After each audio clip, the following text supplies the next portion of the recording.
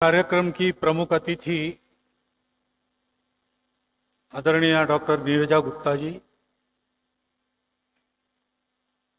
हिंदू स्वयंसेवक संघ के संघ शिक्षा वर्ग तथा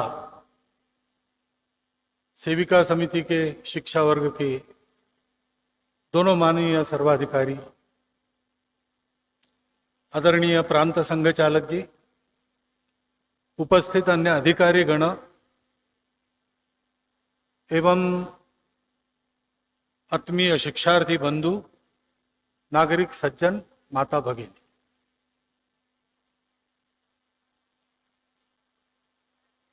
आपके सामने ये जो दृश्य उपस्थित हुआ है, जिसमें आप देख रहे हैं कि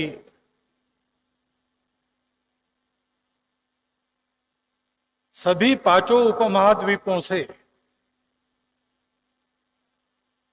हिंदू समाज की वर्तमान पीढ़ी जो सक्रिय है और नई पीढ़ी, उन दोनों के प्रतिनिधि रूप में शिक्षार्थी बंधु और भगिनी, सेवक और सेविकाएं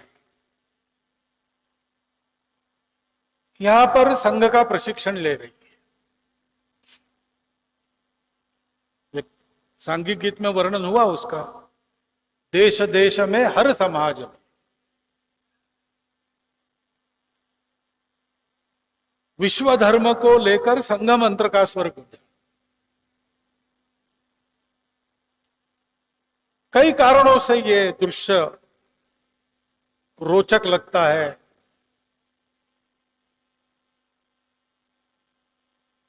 देखने लायक लगता है। कोई विशिष्ट बात इसमें लगती है।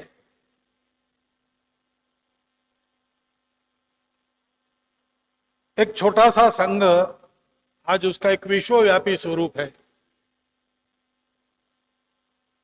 इसलिए भी लगता है, अथवा विदेशों में पलने बढ़े हुए लोग फिर से अपनी परंपरा की कोई सीख ले रहे हैं, ये भी एक बात देखने लायक लगती है। परंतु हमको ये समझना चाहिए कि ये सारी बातें बिल्कुल स्वाभाविक है।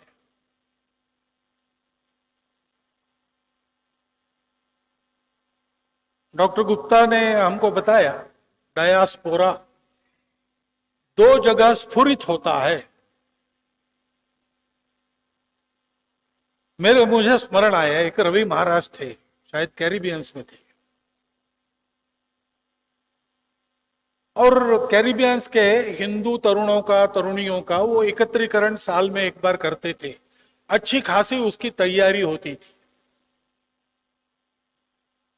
हर वर्ष के एकत्रीकरण के लिए एक गीत दिया जाता था। सब लोग वो गीत याद करते थे और उसको बोलते थे। गीत अर्थात अंग्रेजी में होता था, क्योंकि कैरिबियंस में जो अपने बंधु गए हैं उन्होंने अपनी हिंदू पहचान को कायम रखा है, लेकिन भाषा भूल गए हैं। तो एक वर्ष के उनके गीत की जानकारी मुझे मिली। उस गीत में यह कहा गया था कि कैरिबियंस में रहने वाले हे हिंदू भाइयों बहनों, इसका दुख मत करो कि तुम अपनी पुण्य भूमि से, धर्म भूमि से, अपने मूल भूमि से इतने वर्षों से बिछड़े हो, पीढ़ियों से बिछड़े हो। इसका शोक मत करो, क्योंकि भगवान ने कुछ प्रयोजन है इसके लिए ये किया है, उसकी इच्छा से ये हुआ है। शायद भगवान ये चाहते हैं कि आपकी अच्छाई जो एक जगह संग्रहित हुई है, इसलिए आपके भाग्य में ये जो अपने स्वभूमि से निर्वसन और दूसरे भूमि में स्वभूमि से दूर, उसका दर्शन तक नहीं होता, उसकी भाषा तक हम भूल गए, ऐसी स्थिति में भी उसकी पुरानी स्मृतियां पीढ़ी दर पीढ़ी जतन करते हुए आप जो रह रहे हैं, उसका प्रयोजन है कि वहां से मिली अच्छाई को आपको सारी दुनिया को देना है। हमारे देश के लिए ये बिल्कुल स्वाभाविक बात है। हमारे देश के अस्तित्व का ये प्रयोजन है। योगी अरविंद का प्रसिद्ध भाषण है उत्तर पारा का, जिसमें उन्होंने कहा था कि सनातन धर्म का उत्थान हो, ये भगवान की इच्छा है। अलीपुर जेल में साक्षात वासुदेव ने मुझे ये बताया है। उस दिन उनके भाषण का विषय कुछ और था, लेकिन वहां जाकर उन्होंने कहा कि उस विषय पर मैं नहीं बोलने वाला, एक संदेश आपको पहुंचाने का आदेश मुझे मिला है, वही मैं दे रहा हूं। और उन्होंने कहा कि साक्षात भगवान वासुदेव ने मुझे बताया है कि सनातन धर्म का उत्थान होना चाहिए, ये भगवान की इच्छा है। और सनातन धर्म के उत्थान की पूर्व शर्त है हिंदू राष्ट्र का, हिंदुस्तान का उत्थान। उन्होंने उस समय कल्पना की थी, उनको नहीं पता संघ निकलने वाला है, संघ की शाखाएं और देश विदेश में जाएगी, वहां हिंदू स्वयंसेवक संघ तैयार होगा, उसके वर्ग होंगे, ये उनको पता नहीं था। स्वामी विवेकानंद ने बताया भारतवर्ष को क्यों उठना है, अपने स्वार्थ के लिए नहीं, दुनिया के लिए जीना है। भारत के जीवन का प्रयोजन विश्व को धर्म देना ये है। ये अपना राष्ट्र, प्राचीन राष्ट्र निर्माण कैसे हुआ, तो वेदों की ऋचा वर्णन करती है। ओम भद्रम इच्छन्त ऋषय स्वर विधा तपो दीक्षा मुपसे दुरग्रे ततो राष्ट्रम बलम ओजश्च जातम। विश्व के कल्याण की इच्छा रखने वाले स्वरविद ऋषियों ने दुर्धर तप किया, उसमें से अपने राष्ट्र की बल की ओज की उत्पत्ति हुई। किस लिए? हमारा धर्मप्राण राष्ट्र है, सबको जोड़ने वाले सत्य को हमने पाया। हमने इसलिए पाया कि हम खोजते चले गए। बाकी दुनिया बाहर सुख की खोज करते करते थक गई और बाहर जितना मिला उस पर समाधान करके रुक गई। हमारे भी जो प्राचीन उपनिषद है सबसे, उसमें बाहर की खोज ही मिलती है। सत्य कहां मिलेगा? अग्नि में मिलेगा क्या? वायु में मिलेगा क्या? पंच महाभूतों में सत्य खोज रहे, पूरा नहीं मिलता। और इसलिए कभी किसी ऋषि को लगा कि हमको अब बाहर का हमने खोज लिया, अब अंदर खोजना चाहिए। उस दिन अध्यात्म शास्त्र का जन्म हुआ और इस अध्यात्म शास्त्र के आधार पर हमने अस्तित्व की एकता को खोज लिया। सब प्रकार की जड़ चेतन वस्तुओं से भरी विविधता दिखाने वाली ये दुनिया एकता का ही आविष्कार है। इसलिए सब जुड़े हैं, सब संबंधित है, इसलिए सबको मिलकर चलना है। सुख बाहर नहीं मिलेगा, सबकी एकता के उस मूल को पाने में शाश्वत, कभी फीके न पड़ने वाले सुख का लाभ होगा। और ये सत्य हमको मिलने के बाद हमारा जीवन बदल गया। जीवन में हमारे सुख सुविधा तो उस समय चरम पर थी, परंतु समाधान हमको प्राप्त हो गया। और तब हमने ये सोचा कि अगर सारा विश्व एक ही है तो ये सारी बातें सारे विश्व तक पहुंचाने का हमारा काम है। इसलिए ऋषि ने हमको आदेश दिया, एतद्देश प्रसूतस्य सकाशादग्र जन्मनात् स्वम स्वम चरित्रम शिक्षेरन् पृथिव्याम सर्वमानवा। सारे विश्व भर के मानव अपने अपने जीवन की शिक्षा हमसे पाए, ऐसा हमारा जीवन होना चाहिए। भारत का उत्थान इतिहास के उतार चढ़ावों में जब जब हुआ है, तब तब इसी प्रयोजन के लिए हुआ है। और इसलिए मुझे आश्चर्य नहीं लगता, संघ स्थापना के 5 वर्ष पूर्व संघ संस्थापक डॉक्टर हेडगेवार नागपुर में हुए कांग्रेस अधिवेशन के व्यवस्था प्रमुख थे। अधिवेशन की अध्यक्षता गांधी जी कर रहे थे। तब प्रस्ताव दिए थे 2 विषय नियामक समिति के पास डॉक्टर साहब ने। पहला प्रस्ताव था गोवंश हत्याबंदी, और दूसरा प्रस्ताव था कि कांग्रेस अपने ध्येय को घोषित करे कि भारत का संपूर्ण स्वातंत्र्य ये हमारा ध्येय है, और उसी में यह भी घोषित किया जाए कि स्वतंत्र भारत पूंजी के चंगुल से दुनिया के देशों की मुक्तता करेगा। डॉक्टर साहब के मन में उस समय भी जो विचार था उसका कैनवास इतना बड़ा था, भारत के लिए संपूर्ण स्वतंत्रता और पूंजी के चंगुल से देशों की मुक्तता। पूंजी के चंगुल से नहीं, कैपिटलिज्म नहीं, वो कैपिटलिज्म कम्युनिज्म से ये बात परे है। पूंजी के चंगुल से यानी अर्थ कामों के बंधनों से आज सारी दुनिया उसी में फंसकर आपस में लड़ रही है, उसी में फंसकर प्रकृति का शोषण कर रही है। केवल अर्थ काम को चाहते हैं, केवल अर्थ काम को समझते हैं, इसलिए सब कुछ पास में होने के बाद भी, विज्ञान का इतना विकास होने के बाद भी, मानवों के बारे में ज्ञान का इतना विकास होने के बाद भी कलह कायम है।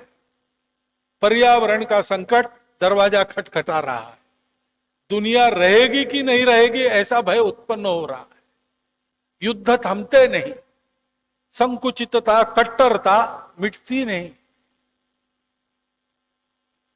उस दृष्टि को पूर्ण बनाने वाला, अर्थ काम को उसकी उचित जगह देकर मोक्ष की ओर अग्रसर करने वाला, जोड़ने वाला तत्व, उसको धर्म कहते हैं। व्यक्ति और समाज को सृष्टि के साथ सामंजस्य से चलाते हुए परस्पर आदान प्रदान से सारे विश्व को, परमेष्टि को और अग्रसर करने वाला तत्व, उसको आत्मा कहते हैं। वही परमात्मा है। शरीर मन बुद्धि का सामंजस्य साध कर मानव प्राणी का विकास मानवत्व से अतिमानवत्व, वहां से देवत्व की ओर कराने वाला वही तत्व है। वो जोड़ने वाला तत्व अपने आचरण में लाना और दुनिया को देना, थोपना नहीं। जीवन किस लिए जीना? आत्मनो मोक्षार्थम जगद हिताय। इस जीवन का व्यक्तिगत और सामूहिक उदाहरण एक देश के नाते भारत का होना चाहिए, एक समाज के नाते संपूर्ण दुनिया के हिंदू समाज का होना चाहिए। इसके लिए भारत के किसी चिंतक को बहुत विचार नहीं करना पड़ता। भारतीय मूल में वो अगर पक्का है, हिंदू समाज की अपनी परंपरा का उद्गम उसको अगर पता है, तो उसके विचार में सहज ही ये बात आएगी जैसे डॉक्टर साहब के विचार में आई। और इस प्रकार का वर्ग पहली बार जब शुरू हुआ 1992 में बंगलोर में हुआ पहला वर्ग, उसके उद्घाटन में मैं उपस्थित था। वहां उस समय विश्व विभाग के जो संयोजक थे आदरणीय लक्ष्मणराव भिड़े जी, उनके उद्घाटन भाषण में यह बात मैंने सुनी कि इस तरुण पीढ़ी को अब संघ का काम और आगे ले जाना है। हिंदू संगठन का काम जो बाहर शुरू हुआ, भारत में चलने वाली शाखा कार्य पद्धति संपूर्ण विश्व में किसी भी समय किसी भी आयु वर्ग के लोगों में चल सकती है, यह सिद्ध हुआ। यह शाखा पद्धति मनुष्य को सदाचार प्रवृत्त बनाती है, यह भी सिद्ध हुआ। भिड़े जी कह रहे थे अब नई पीढ़ी का यह काम है कि इस पद्धति के आधार पर हिंदू समाज का आदर्श जीवन खड़ा करे, उसके उदाहरण स्वयं बने, ताकि प्रत्येक हिंदू व्यक्ति संघ की ओर आकर्षित हो। मैं संघ बनूं, संघ का स्वयंसेवक बनूं, ऐसा उसको लगे। और केवल स्वयंसेवक को नहीं, उन देशों के लोगों को भी लगे कि ऐसा जीवन हमारा होना चाहिए।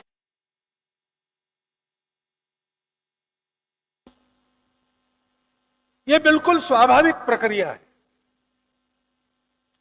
एक बीज जब वृक्ष बनने की आकांक्षा से मिट्टी में मिलता है, अपने आप को विसर्जित कर देता है। कोई बता नहीं सकता आगे क्या होने वाला है, लेकिन उसमें से एक बड़ा वृक्ष तैयार होता है, उसका विस्तार होता है, एक वृक्ष से वृक्षों सा जंगल खड़ा होता है, और वो सारे वृक्ष अपनी जड़ों से, मूल जड़ों से जुड़े रहकर एक बड़ा वृक्षों का संभार बन जाते हैं। ये बिल्कुल स्वाभाविक होता है। छोटा सा बीज मिट्टी में मिल जाता है, लता पल्लव पुष्प फल बीज सहित एक बड़ा वृक्ष खड़ा होना, ये उसके उत्कटता का स्वाभाविक परिणाम है। वैसा ही ये स्वाभाविक परिणाम है। और ऐसे वहां के हिंदू स्वयंसेवक संघ को देखकर मैंने विदेशी व्यक्तियों के उद्गार सुने हैं कि हमारा भी एकादा ऐसा संघ होना चाहिए। और केवल उद्गार नहीं सुने हैं, किसी देश ने अपने लोगों को संघ की इस पद्धति का अनुकरण करते हुए अपने देश के जागरण के लिए उनके देश का ऐसा काम शुरू भी किया है। हिंदुस्तान है किस लिए? संपूर्ण दुनिया को आज इस धर्म की आवश्यकता है जो संतुलन देता है, जो सबके प्रति आत्मीयता देता है, जो स्वदेशो भुवन त्रयः वसुधैव कुटुंबकम ऐसी भावनाएं उत्पन्न करता है, जो समन्वय सिखाता है, जो भौतिक सुख के द्वारा दुखों पर मात करते हुए आध्यात्मिक प्रयासों के द्वारा इन सबसे ऊपर उठकर मुक्ति के द्वार खोलने का पुरुषार्थ करने की प्रेरणा देता है। ऐसा जीवन का उदाहरण संपूर्ण विश्व में प्रस्थापित कर रही है स्वयंसेवक, उसके लिए शिक्षित हो रहे हैं। संघ का काम भारतवर्ष में राष्ट्रीय स्वयंसेवक संघ के नाम से इस भारतवर्ष को परम वैभव बनाएगा, संपन्न करेगा, और यह भारतवर्ष विश्वगुरु बनेगा। कैसे बनेगा? इस भारतवर्ष की संतानें जो भारतवर्ष में है और जो संपूर्ण दुनिया में आज उस देश के बहुत अच्छे रहिवासी या नागरिक बनकर उन देशों की भी सेवा कर रहे हैं। कहीं पर भी जो अनिवासी भारतीय है अथवा जो भारतीय वहां जाके वहां के नागरिक बने, उनके आचरण पर इतना सा भी दब्बा नहीं है। जहां जहां गए उस देश के वो एक एसेट बने। उन सारे लोगों के जीवन के माध्यम से उनके एक समाज के नाते, एक समूह के नाते, संगठित जीवन के माध्यम से संपूर्ण दुनिया अपने अपने संगठित जीवन का अपने पद्धति से आदर्श उत्पन्न करेगी, अपनी प्रकृति के आधार पर उसको सजाएगी, संभालेगी। ये थोपा नहीं जाएगा, ये देख के होगा। देख के जो अच्छा लगेगा दुनिया उसके पीछे जाएगी, और संपूर्ण विश्व में संपूर्ण मानवता को एक करने वाला एक वातावरण इसमें से खड़ा होगा। विश्व गुरु भारत के बिना बोले प्रत्यक्ष कृति से बताए उदाहरण का अनुकरण दुनिया करके एक नई सुखी सुंदर दुनिया का उदय होगा। ये सपना लेकर हिंदू स्वयंसेवक संघ का काम उस देश में चलता है। सहज स्वाभाविक हुआ है, पता नहीं था।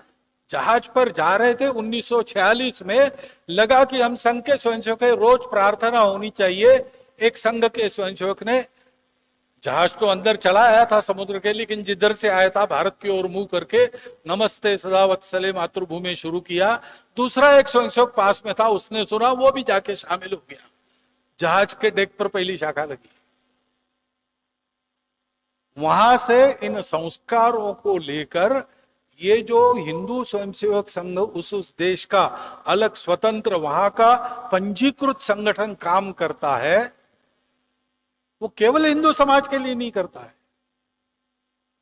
हिंदू समाज का संगठित स्वरूप, सामर्थ्य संपन्न स्वरूप, सर्वांग सुंदर स्वरूप दुनिया के देशों के समाजों को वैसा बनकर संपूर्ण विश्व के जीवन में योगदान करने वाला समाज, देश, सारे कलह छोड़कर, संकुचित भेद भावना छोड़कर, लोभ और स्वार्थ छोड़कर, हवस छोड़कर, पर्यावरण के साथ संतुलन रखते हुए सब मिलकर आगे बढ़ेंगे, नई सुखी सुंदर दुनिया का सृजन करेंगे।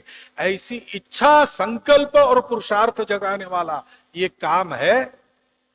वो काम कैसे चलता है, उसमें से क्या होता है, उसकी एक झलक के रूप में आपने इसको देखा है।